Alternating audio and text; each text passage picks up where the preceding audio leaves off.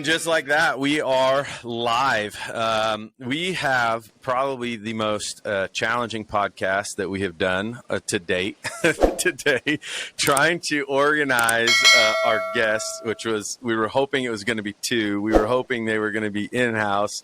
Work and job and life got in the way. And then we have Jason, who is on location in Smashville, Tennessee, at the ABCA conference, doing some work for our other business and networking and hobnobbing.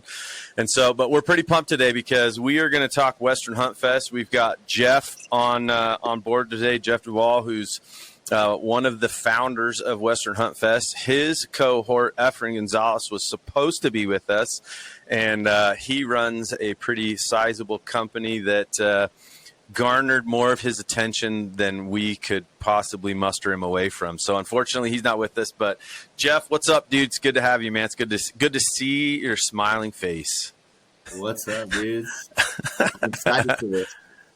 Yes. Well, we're excited because the days are passing. It is now 2023, and we are getting prepped for Western Huntfest for 2023, and there's got a lot to talk about. We want to share as much as we can to people. I know you guys just did a podcast with Dan from Elk Shape, which is awesome, but we're going to try and do our best to continue spreading the word and telling people more about the event and kind of what's coming, because I think you guys have stumbled onto something absolutely awesome. And I don't know if stumbled on is the right word, but we met you guys. Yeah, we met you guys last year at Total Archery Challenge through just it was, I don't know if you remember, I remember it, like it was a first love type situation where, you crossed my path. I'm like, whoa, who's that dude? And Chance introduced you and I, Chance from God's Country for Our Heroes, who was up there, some guys that we've made friends with.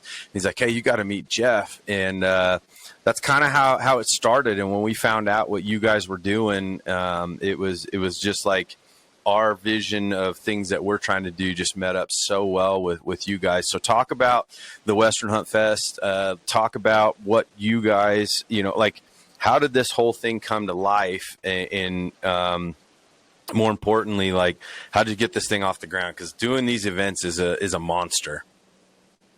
Yeah. Yeah, so we had talked about it the Western Hunt Fest, first off, is a 3D archery shoot, simulated pack out challenge and elk calling competition. We had talked about it for about a year, and we had planned on starting the Western Hunt Fest this season, but I was pretty insistent on, let's do it now. So we, and this was last year, so we just decided, you know what better way to start than to just go for it, Heck so yeah. We didn't know what we were doing. We went for it, and it turned out pretty good. But yeah, so we wanted big trophies. We wanted competition added to the events, and yeah, we went for it, planned, and we did it. Yeah, well, we kept it. So yeah, that's huge. Well, I think sometimes the best way is to just jump in feet first. And I know that, after last year, so the first event was at the American Bowman Club, and which is a phenomenal venue if you've never been there in terms of just the terrain and having a great setup for the 3D archery shoot. And then you and I and the guys at American Bowman Club and Efren, like, we actually use Onyx, which it's really cool in year one that we utilized Onyx to try and like map the property of how we were going to get the pack out challenge kind of created.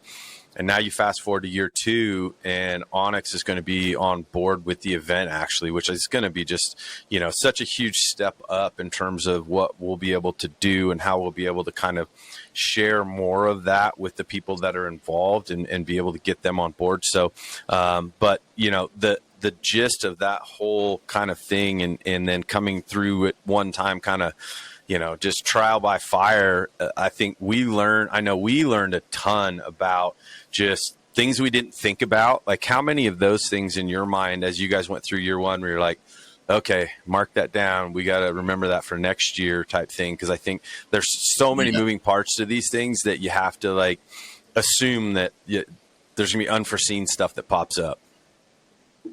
Yeah, for sure. You guys helped us so much. Scott helped us. Like everybody there helped out. So they lessened the feel of the, I mean, not lack of planning, but just the newness of the event. So you guys helped us a bunch. But I have a list of things that I wish could have went different. That's too long to to list. But yeah, year 2 is going to be amazing. Yeah, and I know for Jason and I, Jason, if you want to talk about a little bit of that, like I know you were one of the like the first people to recognize as we prep for the Pack Out Challenge, and we're going to tell you a little bit more about like kind of how the whole thing lays out and the actual details of it. But you were, I think, the first one that kind of went like, oh wait, hey, like look at what's going on right now. Like talk a little bit about how your first kind of realization of something that we didn't even think about, that we recognized as soon as we actually started getting into starting that.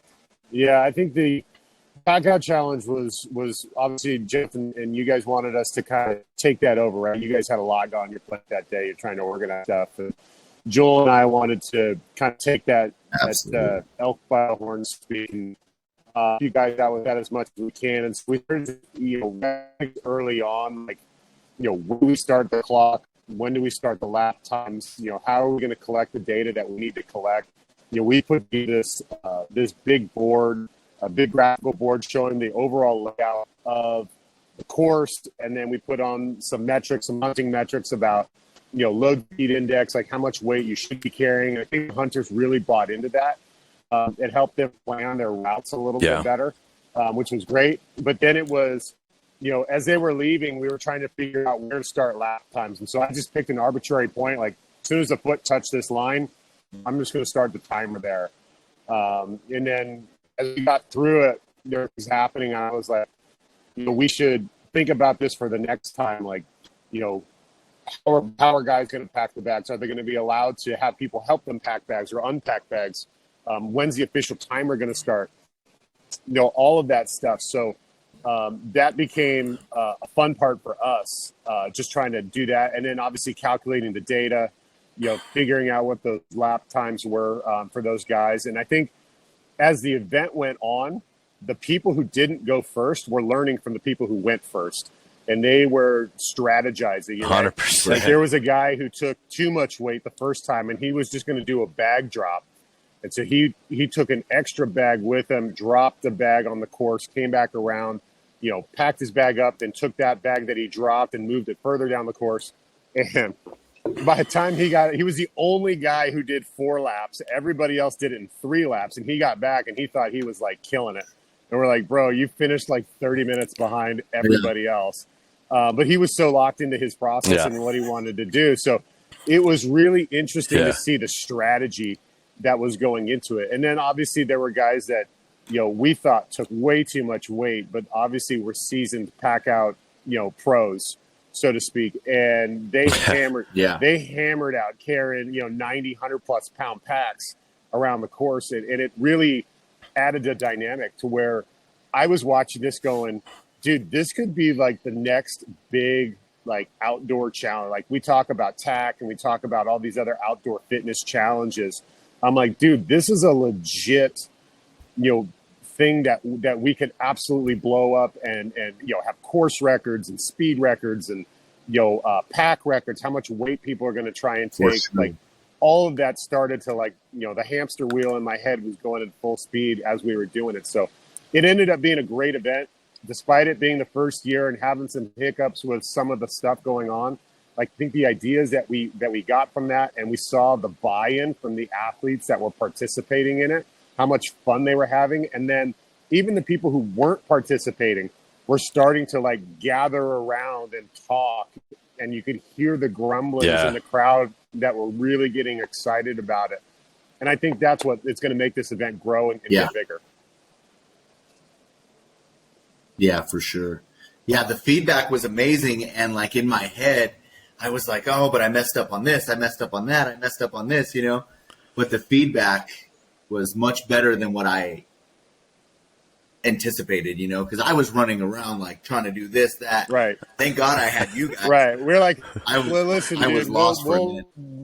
Yeah, I mean, I think at one point we're like, dude, we'll just take this. You go do what you need to go do, because you were setting up the elk calling contest and you had your vendors and people were coming to talk to you. And Joel and I were like, dude, we'll take care of this for you. We'll make sure it goes off well. Yeah. I think that was, as you said, Jason, I think the thing to me was this like groundswell that happened as the event, the pack out kind of kept going, right? Which was, as you said, people starting to kind of like, man, we got to go check this out. Like people were coming over, and there was actually the cool part about the way the American Bowman is set up is as the contestants were kind of coming off of the loop, and the whole course is set up in a loop. And for those of you that maybe aren't familiar with the Pack Out Challenge in itself, essentially what it is an undisclosed course that has undulation, just the same as if you were out in the woods, right? You're going to have uphill, you're going to have downhill. There's going to be, they had to cross a stream. There was all these things, and they have to carry the equivalency of a quartered out bull elk, including a Euro-mounted head with antlers and the whole 9 yards. So the simulation of this thing is as real as it could get without it being the real thing. And the cool part about it was as they were coming off of the end of this loop, which was around a mile-ish or so each time, that you could see them coming down the hill, and there was kind of this like entry point where they would come up this alleyway, and people actually started like cheering for people. They're like going down and encouraging folks, and you could just see this like camaraderie that started to build around it. And like I think that was the moment for me where I'm like, holy shit, like they're on to something here. Yep. Because if we can continue to build this thing and continue to grow this, that, as you said, the competitive nature of it and all that, is just going to continue to foster, more of a desire for people to want to do this thing. And I think that was the part for me that was really fun. And Jason was really doing a lot of the tracking as far as the times and all that. And I don't know how many miles I put on that day, because I was running out and back and out and back and out and back. Like I was checking on competitors, because I wanted to make sure, obviously, there is a portion of safety to it. We don't want anybody to get hurt. We want people to challenge themselves and that kind of thing. But at the same time, like just, hey, man, how we doing? Keep rocking. You're doing awesome. That kind of thing, encouraging people. And, so that part of it was super cool. And I think for us this year, it's just going to get bigger and better. And now moving forward, adding the NRA Whittington Center down in New Mexico, which is an unbelievable site. Between kind of all of us, we were just firing at them, trying to get someone that wanted to talk to us, because we thought, man, if there was a way we could get there, when you guys see that place, if you've never been there, you have to go, because it is going to be unbelievable. 30,000 acres.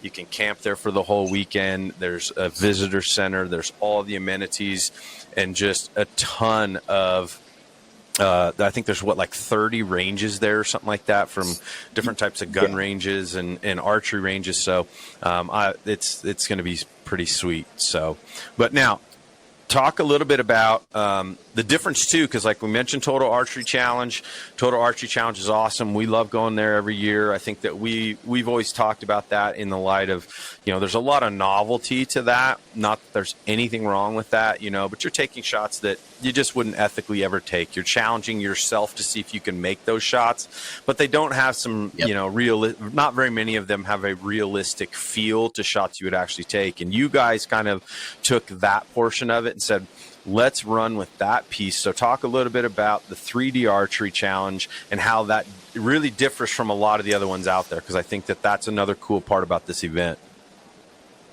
For sure. So yeah, we love Mountain Archery Fest. We love Total Archery Challenge. Those are our events. We love going to them.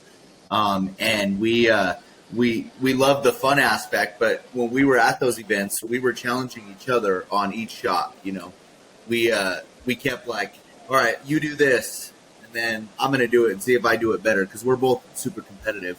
But we like hold for 30 seconds, or let's see you take 3 feet back or step behind that bush. We were kind of just adding to it like we do even at like the regular 3D archery courses. But yeah, so we had this idea of adding hunting scenarios to the shots. So we last year we did 5, but this year we're going to do 1 on each target. We're just going to add a realistic hunting scenario. And I've had everybody from you guys to Elk Bros to everybody making shots and giving me ideas. So it's going to be pretty cool this year. But we really wanted to like educate with it too. So like when you're hunting, nothing's ever perfect. There's never a perfect scenario, or there is sometimes if you're lucky. But I've yet to see it. Right. Yeah, me too. Yeah, you usually have to maneuver, you usually have to do something before you take a shot. You usually have to maneuver around the mountain. You have to crawl. You have to do something. So we just want to prepare people. So not only do we want to let people compete against each other and have fun, but we also want to educate people too. So we wanted to add that portion to put a twist on the 3D archery, and it was a big hit. When we went out and shot everybody was laughing, everybody was having fun. It was great, and it added a lot. It slowed a lot of the 3D course down, but it was great. Yeah. Well, and I think that the thing that I saw with that was the fact that people, like you said, people still had a lot of fun. People were laughing. People were, having a good time. But the reality of it is, and I know you guys talked about this on the Elk Shape podcast, and Dan was joking. He's like, oh, yeah, everybody's a backyard warrior, shooting out of their back door for 20, 30, 60, however many yards. And you're like, man, I'm just throwing darts here, right? And I think we're all guilty of that. And we've all done that where, I always say, like, man, I got to get at least, 500 plus arrows in, leading up to September is usually kind of like my goal, target goal, that kind of thing. And I'm like, but how many of those shots am I taking under duress with long holds, from kneeling positions, from uneven positions, or as you said, crawling up to a target, shooting at angle, all these other things, right, that just completely change the dynamic. And if you're not prepared for that, or if you haven't practiced in that manner, it's an entirely different world. And so creating that environment for folks where you say like, hey, you've been there, I've been there, everybody there has probably been in positions where you've either missed shots or didn't anticipate a situation, and you're just trying to create those for people, which I think is super, super cool, because it's going to give people a really good feel for things that will help them be ready or more prepared when it comes September. Yeah, I mean, I think even going into like what we talked about with, guys coming out, watching the Pack Out Challenge, I was listening to guys coming out of the 3D shoot talking about the shot that they were making and how excited they were and the challenge. And, their buddies were like, oh, did you do this? Or I got a 10 ring on that, or I got an 8 ring on that, or man, that, crawling to that shot or the elevated shot was difficult. Like you could hear the kind of buzz, and people were smiling and laughing and having a good time about it. But they're like, this is different. This is not something that we've done before. And I think that novelty, brought that excitement to that part of the event is what's going to drive people back to the event, because of the realistic nature of that, and challenging themselves to get into those more realistic type shots, as opposed to I'm going to wail at a Yeti at 110 yards downhill, or I'm going to try and shoot this, fawn buck between this keyhole in this tree. And those are challenging shots, but everybody coming off the course last year, that's all they talked about was how awesome the challenge of each shot was. Yeah. Yep. For sure. And the other part that we didn't talk about, go ahead. Oh, sorry. Yeah, the groups of shooters too. I don't know if you guys were out on the course during the 3D, but they were groups of 4 typically, and they were coaching each other. So like one guy would shoot and he'd be like, "Oh, okay, I'm hitting here," and they all learned each other's shooting style, and they were like coaching each other, like, because everybody has their strengths and weaknesses.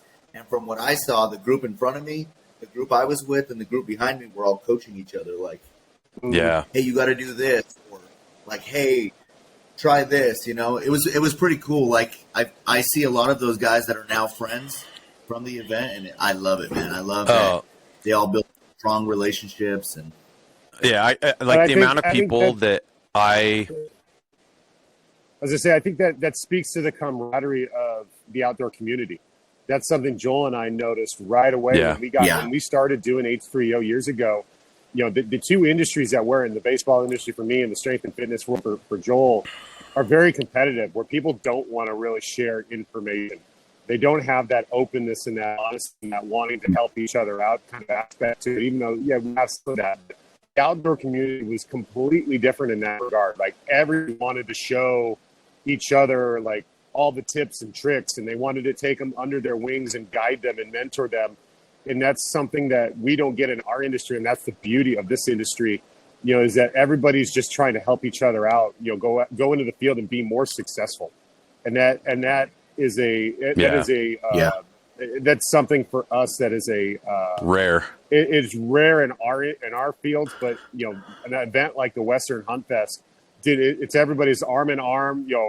They're drinking beers, they're having a good time, they're sharing information. Like, that camaraderie makes this, it's more communal in that regard, right? Where everybody's pulling on the same end of the rope. We're not tugging against each other. But let's keep in mind, to my next point, obviously with the Pack Out Challenge, the goal is to see either in a solo challenge or with a partner to see how fast they can do the course itself, which probably, if you look at it realistically, looking back, we talk about load speed index and some of those things, like calculating how much load should you take based on the speed and the distance you're going to cover. And there's a lot of like science behind that, which is what we're trying to bring to people and make them understand. So to do it as fast as you can is where the competition comes in. And, I think there's also a component where people maybe, aren't interested in seeing how fast they can do it, but more so, can they just do it? Right. And so I think that part of it is really cool too. Because there's going to be, and we saw last year, there's some freaking studs that showed up ready to do that thing.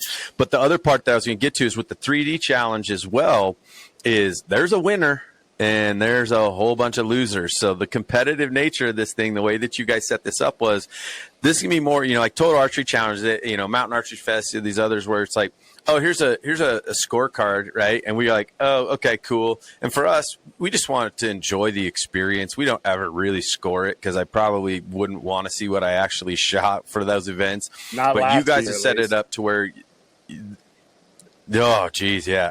But for you guys, you're like, we want to see who's the best shooter, who's going to be able to walk out of here and go, that's right, I'm the man, right? So talk about how it's scored, because it's interesting. I really love the way that you guys set up the scoring, because I think that part of it makes this even more true to figuring out like who is the man or woman, right? But talk about how the event is scored, because there is an actual winner to the 3D course. Yeah, so there's 20 targets first off, and you go in groups of 4, and within that group you'll have 2 scorecards. So you're not scoring your own score. So you have like checks and balances. So somebody is writing down everybody's score, and last year one guy took usually all 4 and scored all of them, so that one guy's pulling arrows, saying the name, saying what they scored. The way we score it is the center 12 ring is a 12. We have the 10, the 8, and the 5. And then, of course, the goose, which I did get. Oh, no, I didn't get one, but I almost got one. Hey, it's your story. You can tell how you want. Yeah, let me lie on this one. But I will say I did beat Efren all year long. What? You're not good. Since Including he's in not the Western here, Hunt Fest. no way to fight back. So Yeah, exactly. I beat him all year, though. yeah, that's awesome. But that's the cool part, right? Is the fact that you're not going on like, oh yeah, that was an 8, and you're like, no, it wasn't, bro. That was a 5, right? Like the whole group is validating your score. So you can't just be like, like I used to play golf with a buddy, and he'd hit 3 balls, and then you'd get done, and he'd be like, oh, it's a par, and I'm like, are you out of your mind? Like, that's not how this works, bro. And he'd be like, oh, dude, I shot a freaking 41. And I'm like, 41 3 times. Like, what are you talking about? So there's a huge part of that, which, like you said, checks and balances, that whatever you shoot and score, everyone else there in the group is going to make sure that your score actually is super accurate. And that again, I think, is what makes it so that when you get to the end, right, like, you know, it's not like going out and playing a 4-man scramble where you come in and be like, dude, 2012 rings, bro, like, we won. And you're like, what? No, it's not how it works, right? So that's that part of it's really cool. The third part about the event is the elk calling contest, and you know, there's a lot of elk calling contests, but I think we're super fortunate in, you know, Colorado and New Mexico and being close, and the guys that you know and that we know, whatever, is you guys brought in some, you know, some of the best in terms of not only just having a calling contest, but also a calling seminar, right? Like, everybody watches stuff and everybody, you know, takes tips and tricks and things like that. But I think, you know, there's that's such an art to calling. And not only that, like, learning from someone who has extensive ability, as well as the translation of, like, situationally how and when and where to make certain calls and things like that. So talk a little bit about the elk calling contest as well as the actual elk calling seminar, because I think that's just such a great piece to this event too. For sure. Yeah. So you guys were busy with the pack out, so you guys didn't get to see the calling contest, correct? Absolutely bummed. Yes, you are correct. All I could hear was a whole. Yeah, we could hear it, but so I was really bummed that I didn't get an opportunity to peek my head in that, but go ahead. Yeah, so it was so cool because we initially we didn't have that many people signed up, but as because you know the people that we had there, we had Joe from Elk Bros, we had Tom and Thomas from Mile High No Game Calls, we had Jermaine, we had Guy from Western Contrast, we had all these great elk calling legends, you know, there with us. So they were kind of coaching and encouraging people to do it. Well, it started with, I think we had 5 signups, and then by the end we had like 10, 12 people calling. So it was awesome. This year we're going to see that number go up. Format. Oh yeah, for sure. But it was like 10 people, and a lot of people had already left the event at that point. So it was cool. But this year we're going to involve the kids in it. We're going to do a easier format for the 10. We're not including the kids. There were a lot of kids that participated last year too. But I think for ease of the event, you need to kick Jermaine's kid out, because that kid's better than 90% of the adults out there. For sure. Dude, he beat most of them. I think he took 3rd, if I'm not mistaken. His kid's what, like 10? Yeah. Yeah, he's around that age. Yeah, he's like 10 years old. Like here, dude, he was walking around the pack out challenge with his bugle, like just bugling left and right, and I'm like, I'm looking over my shoulder, going, "That's a real elk. There's no way." And he's like standing right next to me. Yeah. Have you ever heard him? Yeah, he was doing all of that stuff, and I'm like, dude, you're damn good. And then I found out it was Jermaine's kid. I'm like, oh, now I see why. Like most kids are playing video games. That dude goes through his tube. Dude, that kid's amazing. Yeah, he's definitely pretty cool. He's better than I am. Yeah, for sure. And he's little, so you can throw him in your pack and take him out. Right. Yeah. Go gadget elk caller. You got a bull this year too. Yeah, I know, right? That's amazing. It's a shocker, right? So, but yeah, so we've gotten to know Jermaine really well, and through the event, I mean, like, I should almost thank you guys, because it's like, we had Joe Gillia on our podcast from Elk Bros. We were on Guy's Western Contours podcast, which is going to come out this year. By the way, still has not hit the interwebs, but we sat down with him. Like, Guy's a great guy, and we've had people that were part of the event that now like message me all the time, like Cody, who was one of the solo challenge guys, and and then looking at like Jermaine, for example, we met Jermaine. He's been on our podcast, and he's a Numa guy, which was, really a easy thing for us to kind of like, I just reach out to folks like that because we have similar kind of, supporters and stuff. And like the stuff that, talking with Jermaine, it's like every time I talk to him and, how willing he is to share knowledge and stuff like that. Like I was thinking to myself, dude, I got to hang around this guy a lot more because like the stuff I learn and the things that he tells me and the experiences that we just kind of share, mine are all the failures and his are like, oh yeah, I called in like 32 bulls like in one weekend. And I'm Crazy. like, I've done that like maybe in my life, maybe not even close, but and so it's on the same weekend for the whole life. Right. Yeah.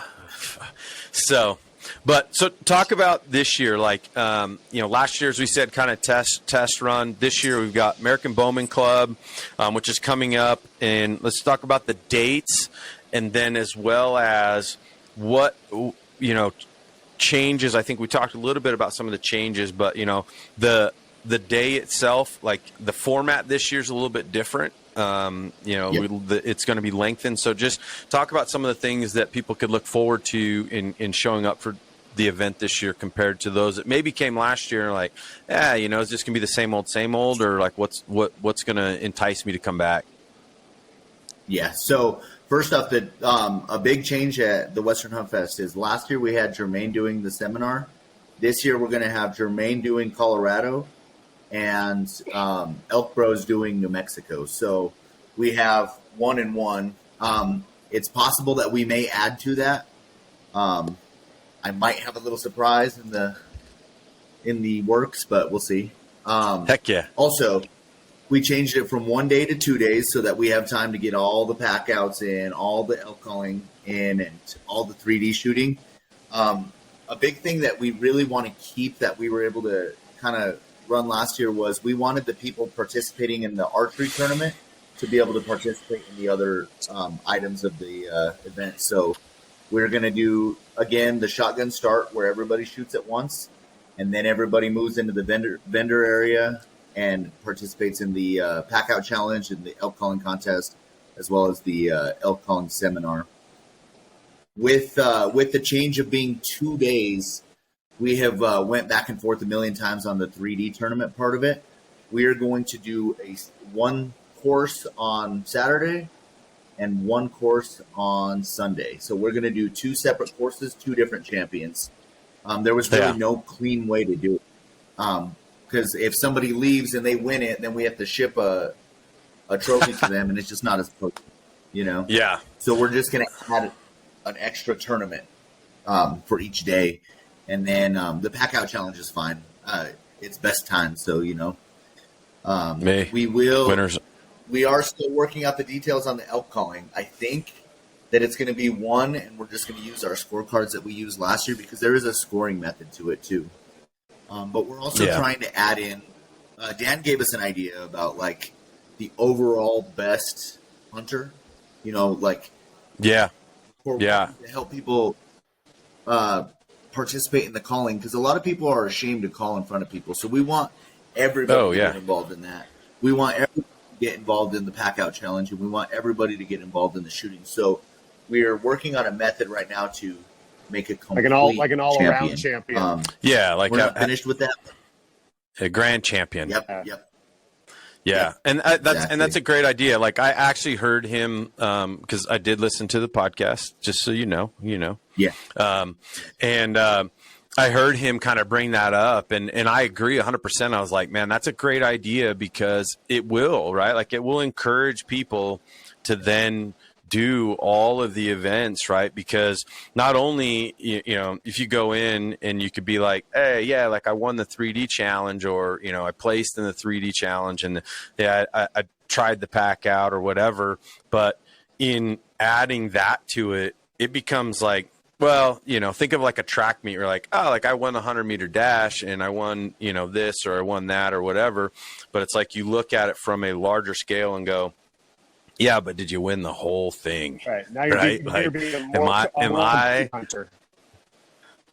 right? Rather than being a Right, good shooter or a exactly. good packer, And even you if get you're it weak done. in one area, right? Like you can still, if you crush the pack out and you do all right in the archery challenge, and then let's just say you're an average or below average caller, right? You still get to place all those points into the overall ladder and see where you stack up against your fellow hunters. Because there might be somebody who's Yep. a really strong caller, but not a great shooter, or a really strong caller and didn't do well on the pack out part. You still got a chance.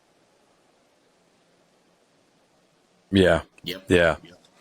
It's So great. So the thing we're struggling with though is how to score it. So how to weigh, is shooting more important than calling? Is calling more important than packing out? I don't know. I think they're equal. I think all of them are equal because you can't kill if you can't call. You can't kill if you can't shoot. But if you can't pack out, that whole trip was wasted, you know? So yeah, I mean, like you said, I think there's definitely some equality in that because, like you said, if you can't get in close, you're never going to get a shot. If you can't get off a good shot to complete the kill part, right? Then you're never going to pack anything out. And if you can't pack anything out, then you probably don't belong there, or you better have a hell of a lot more money than I do to hire somebody to do it.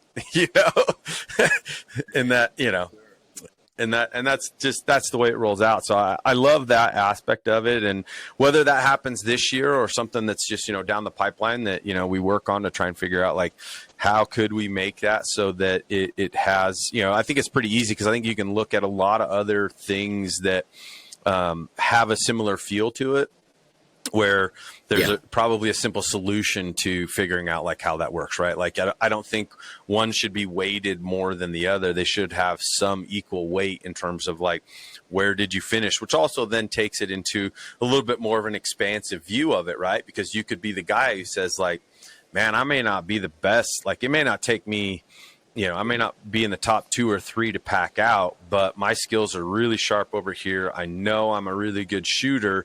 And what I have to do is you actually add another level of strategy to this whole thing of shooting for the ultimate title and not necessarily just being like, oh, well, if I just blow out this pack out challenge, which is still obviously awesome to win, but I want to win the whole thing. Right. So that could be another element to it. Yeah, something that I always forget to mention about all of these competitions is they're building mental toughness too. So a lot of these are judging mental toughness. Like when you're shooting with a group of people, we're going to add a shot to where people have to make fun of each other, distract each other, and do something while they're shooting. But all of these stuff do that anyway. But we're focusing on mental toughness too. So there's really no way to judge it other than your overall score on everything. But like the ability to get out and call in the woods is the same. It's the same like stage fright that you get when you're on stage, when you're calling to your peers, like you're like, oh, I don't want to sound stupid.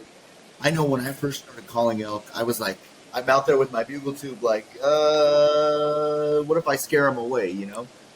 And then my first calling contest, I was like, oh, what if I squeak? What if I sound like I'm going through puberty? You know what I mean? Like, so it's the same elements to all of it, including the pack out challenge. Because if you're not mentally tough, you're not winning that thing, or you're not going to complete it. Yeah, and we've been posting like both. You guys have been, we have been, right? Like the Pansy brothers down there. I've put everybody on notice. I messaged him the other day, and I was like, bro, how many animals have you packed out? And he just messaged me back, I quit counting. And I was like, he's packed out more this year than I have my whole life, I think. 100%, without question. Like it's been insane. And the best part about it is I think he's taunting everyone because he's actually like going on there and being like, check this out. Like he did 3 quarters. I know, like more than once. And probably however many more that weren't documented. And I'm just going like, dang. And he's like, yeah, just another day at the office. And I'm like, maybe for you. Those guys are crazy, man. Like, yeah. I wish they lived closer so I could hunt with them. Right? And that's what I told him. Have you looked to see what the little price tag is on a hunt down there? Yeah. It's up there. That's why they harvest as many bulls down there as they do. Big ones. Yeah. So But Oh, it's dude. awesome, and we can't wait to see those guys come back. So if you're watching this and you think you and your partner, your buddy, or solo are going to walk in and just pick up a trophy, come prepared because there's some just so last year beasts out there. in the group competition, everybody, those two guys took everything they needed in one trip, and they finished in about 45 minutes. One trip. Great. One trip. I think it was 41. Yeah, 41 minutes.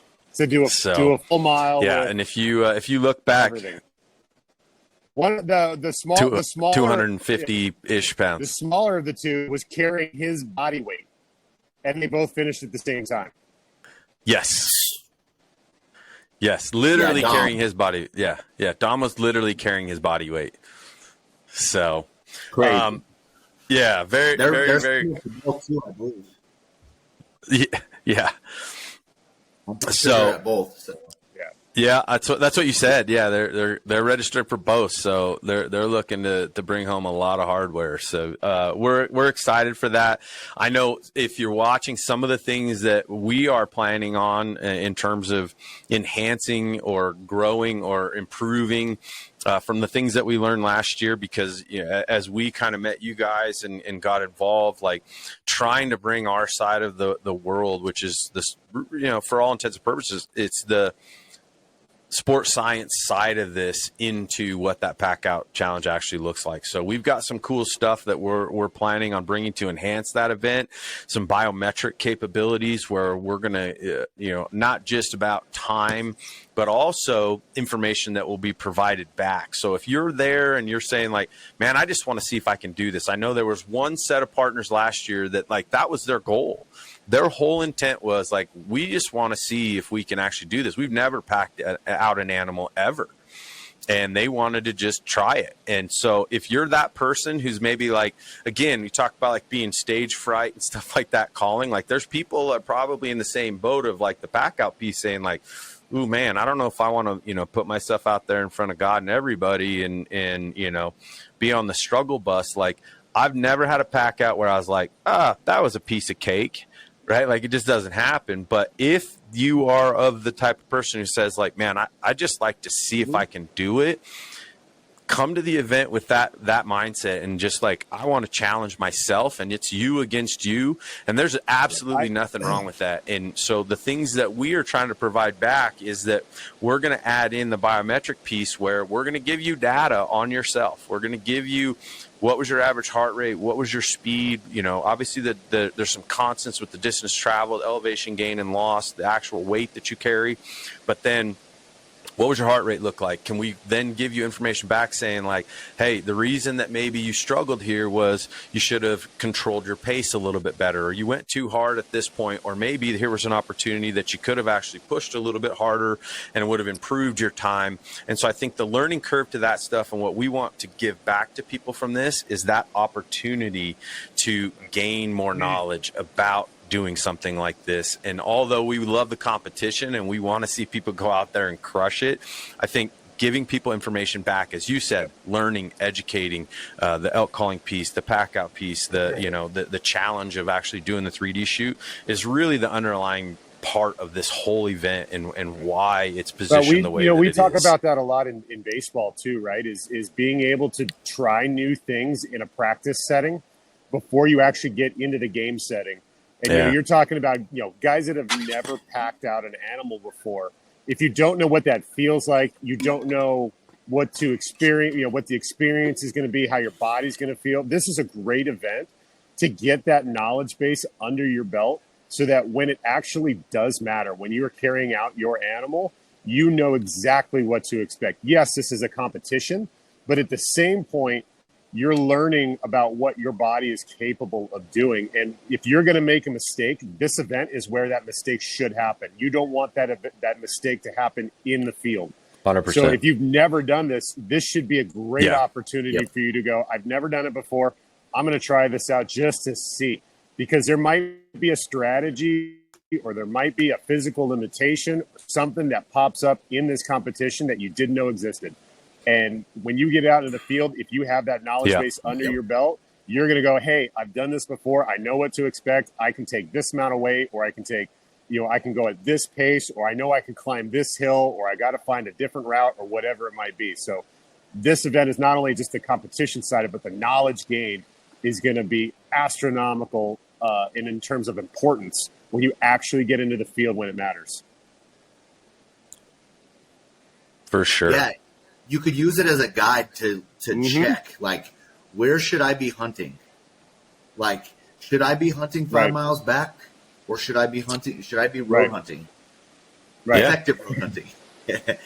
Also, with adding 2 events, you can also use one event as a guide, and then the second event to check, like, what's my progress in between. So I encourage everybody to do both events. It's really going to give you a gauge, like, this is where I was, this is what I did, and this is how it worked. It's going to be great. And the cool part about that too is, like, from the biometric portion of it, which is giving you data on, your heart rate and other things like HRV we can provide, what your pace is and time. Like, the courses obviously are going to be independent of each other. So they're not going to be the same. It's not going to be like apples to apples, but that type of information will be, right? Because that information will tell you versus you.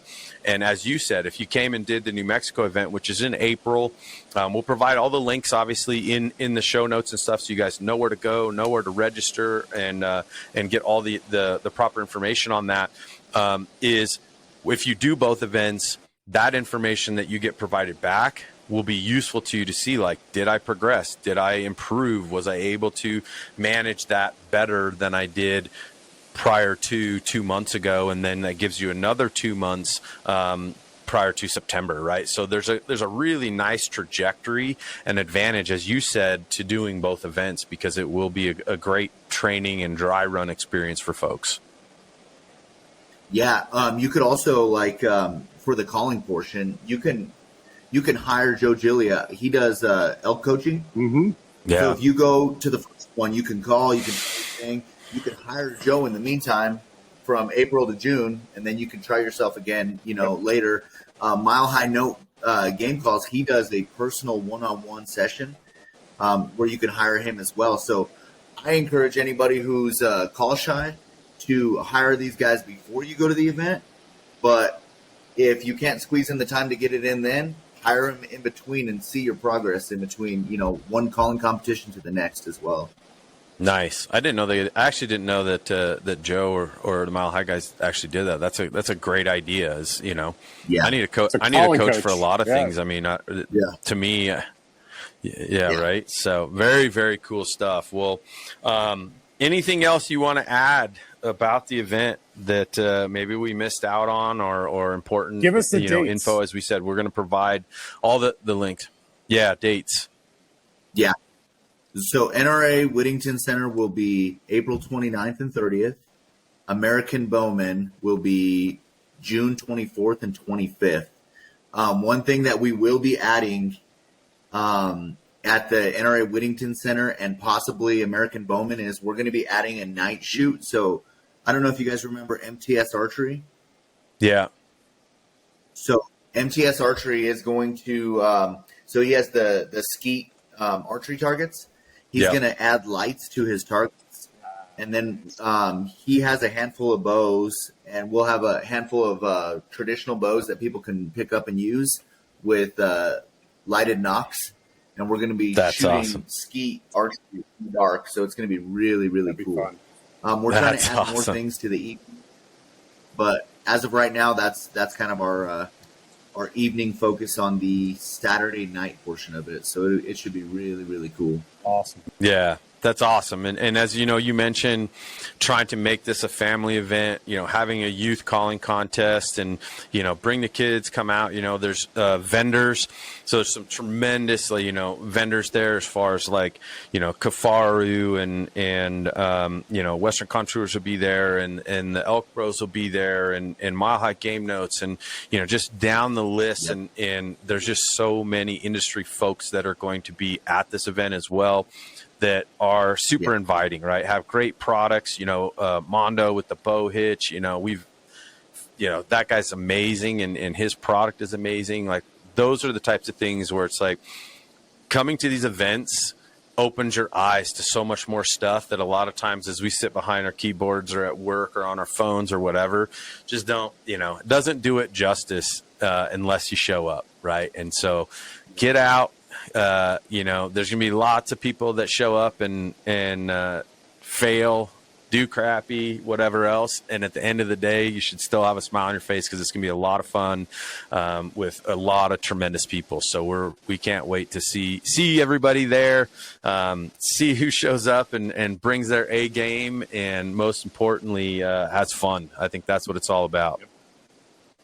Yeah, it's super important though. Bring your family. So like the summer is for families, and with planning your hunting trips, your practicing your fitness and everything that life carries, it's hard to sneak away. So bring your family. Your family is free admission. So as long as they're not competing, their admission is free. So bring them, let them hang out with you.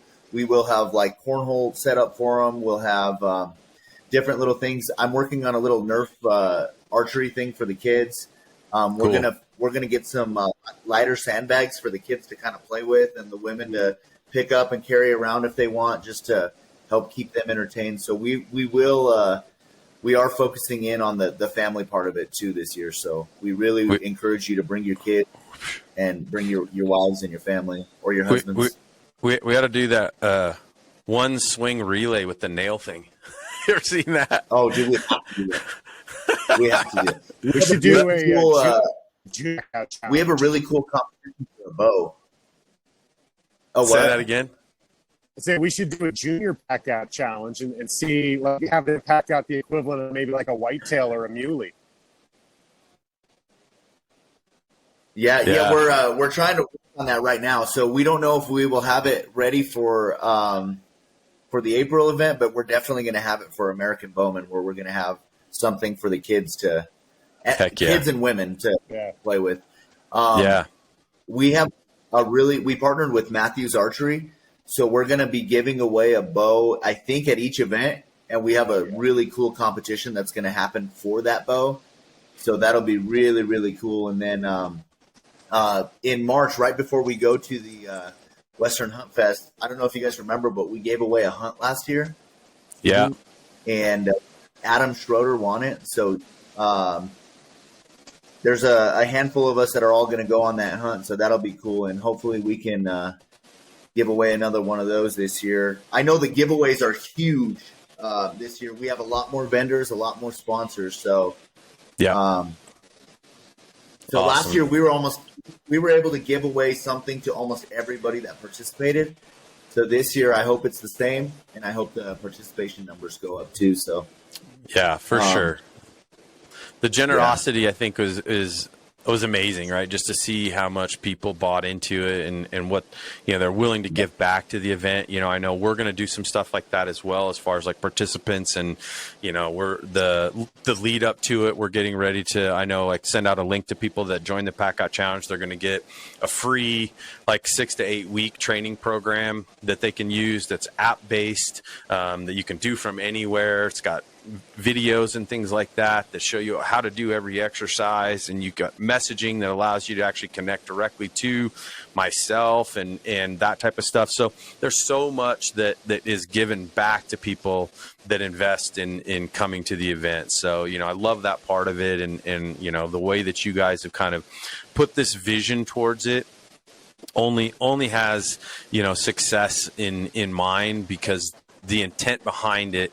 Not once have we mentioned, like, we hope we make a lot of money doing this. I think it's one of those things where when you have the passion behind why you're doing it, and then put the right people and make the right connectivity and put all those things in place, that just becomes a byproduct of success, right? And to be able to see it grow from, we could, if you're a market guy, you could say, man, this has grown 100% in 1 year's time, because we went from 1 to 2 in 1 year, right? So it's like now there's twice as much.